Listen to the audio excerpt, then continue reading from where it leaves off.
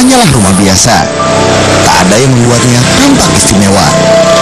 Namun yang menarik, di rumah ini seorang menteri pernah dibesarkan. Adalah Hanif Dakhiri yang kini menjabat sebagai Menteri Tenaga Kerja. Anak pasangan Zuhri Maksum dan Siti Hapso ini menghabiskan masa kecilnya dengan sangat sederhana, bahkan nyaris kekurangan.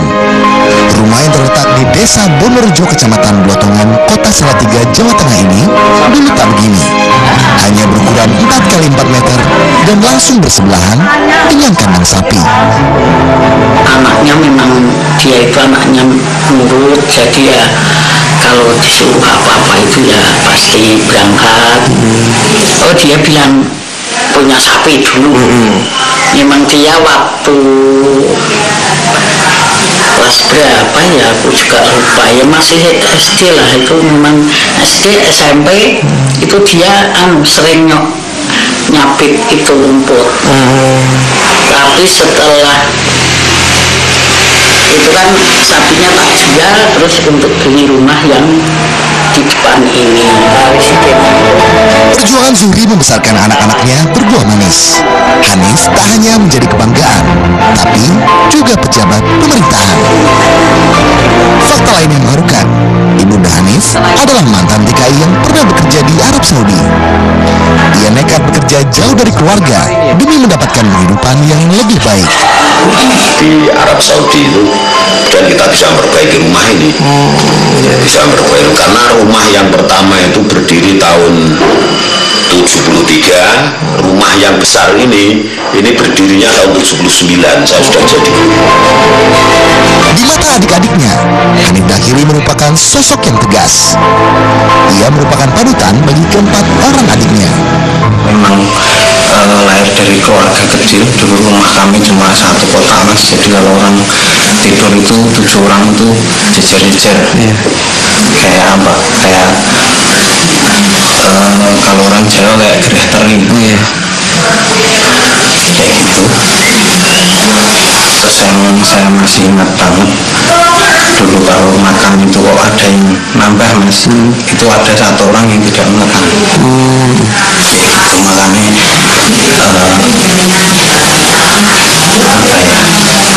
ini semua berkah yang harus kita syukuri. Bukan kebetulan anak TKI kini jadi menteri. Harapan keluarga hanya satu, Hanif tetap jujur dan amanah menjalankan tugasnya.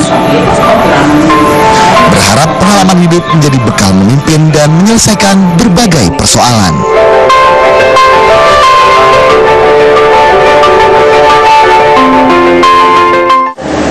Kembali bersama kami dan kita masih berbicara dengan Menteri Ketenagakerjaan Pak Hanif Dakhiri. Pak Hanif, kalau tidak salah rumah, setelah Anda tadi mengatakan bahwa sempat kondisi ekonomi keluarga begitu buruk sampai harus tinggal di samping kandang sapi, lalu ayah Anda kemudian mendapatkan posisi sebagai PNS atau pekerjaan sebagai PNS, lalu ibu berangkat sebagai tenaga kerja wanita sampai 6 tahun kalau di total, mulai membaik kondisi keluarganya Pak ya. Kalau tidak salah rumah pun sampai bangun pakai tangan sendiri begitu Pak. Ya, jadi rumah saya ini saya yang bangun.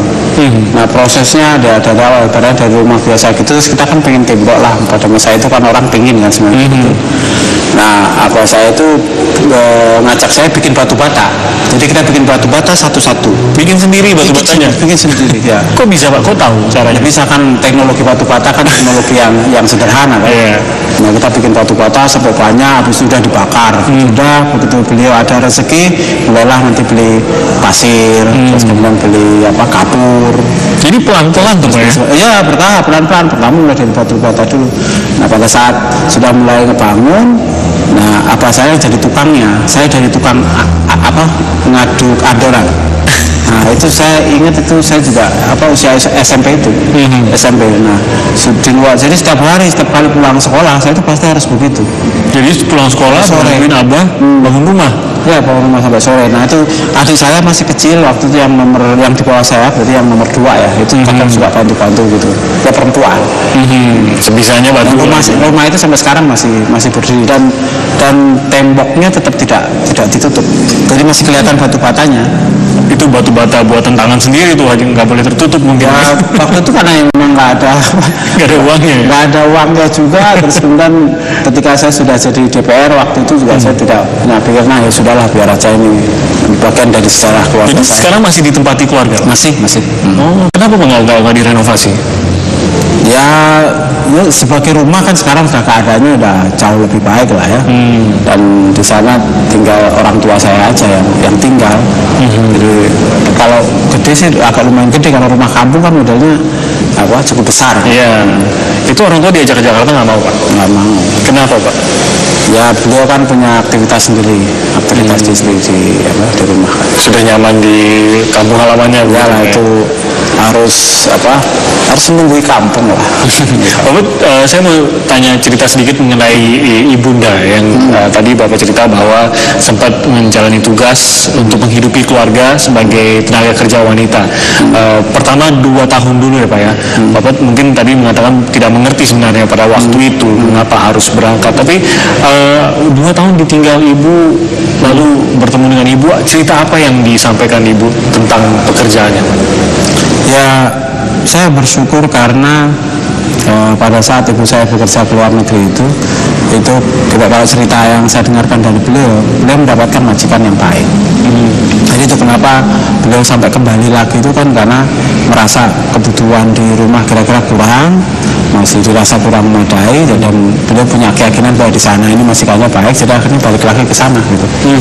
Jadi itu yang saya syukuri, sehingga kalau hari ini kita mendengarkan ada banyak TKI kena masalah ini itu, ya saya bersyukur karena ibu saya alhamdulillah beliau baik-baik saja selama itu, bahkan beliau dihajikan.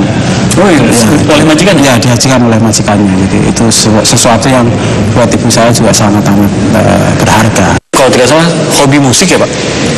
Ya dengerin aslinya sih. Dengerin atau ceritanya gini, saya ini dari zaman kuliah kan memang kadang kalau pas ada inspirasi gitu, walaupun gitar saya ini nanggung, bukan seorang gitaris yang baik, ya hanya bisa CFG itu, cuman kadang suka dapat inspirasi, lalu dapat notasi lagu kayak gitu. Jadi setelah itu saya simpan, lalu saya pikir-pikir, ini masa iya sih lagu begini kok cuma diperdengarkan ke teman-teman aja.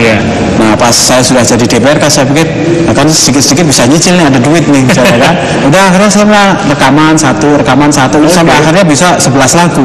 Nah itu yang kemudian saya kumpulkan, terus ada temen yang membantu saya untuk aransemennya, gitu ya udah jadilah album itu. Ini sekarang bisa dapat di mana Pak albumnya? Oh di toko-toko ini ada, musik biasa ada? Di toko-toko, di mall-mall misalnya itu ada, di Semarang juga ada. Jadi namanya benar-benar nama Bapak tetap Hanif Dakiri atau? Ya, MHD. Muhammad Hanif Dakiri gitu ya. Jadi di albumnya hanya MHD saja. Boleh kita dengar suaranya Pak Hanif? Yang lagu apa tuh ya?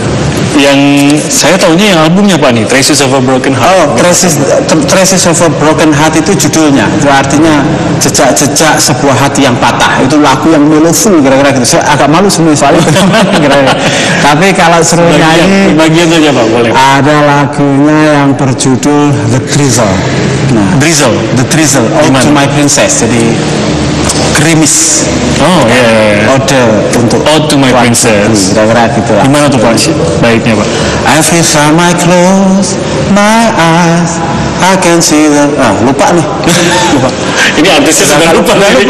Udah lama gak nyanyi ini. Kenapa bahasa Inggris Pak waktu itu? Kenapa? Bikinnya naskah bahasa Inggris. Ini ada 2 lagu bahasa Inggris, tapi ada yang 9 itu bahasa Indonesia. Ada yang religi 1. Oke. Rabbana dolamna anfusana wa illam taghfir lana wa tarhamna lanakunanna minal khosirin. Nah, Bagus banget. Itu yang dari bagus Cio banget. satu. Aduh, boleh nih albumnya di toko-toko musik terdekat nih kalau ada yang mau. Ternyata Ya, silakan tersedia. dibeli. Silakan dibeli. Biar modal saya kembali. Jadi kalau dulu kita punya presiden punya album, sekarang kita sudah punya menteri yang punya album nih Pak Ade. Melanjutkan. Oke, pada saat kita kembali, saya akan langsung ke beberapa masalah nanti Pak, yang akan ditangani atau akan Bapak hadapi dalam kementerian Bapak. Di antaranya tentunya ada mengenai buruh, ada mengenai TKI. Kita akan ke sana sesaat lagi.